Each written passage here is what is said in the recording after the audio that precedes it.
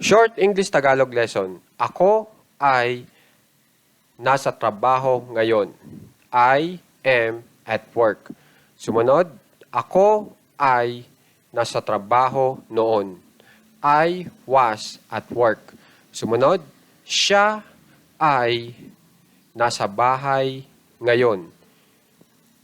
He is at home.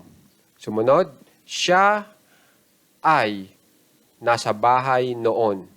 She was at home.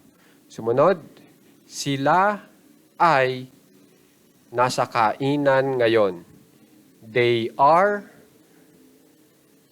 at the restaurant. Sumunod, sila ay nasa kainan noon. They were at the restaurant.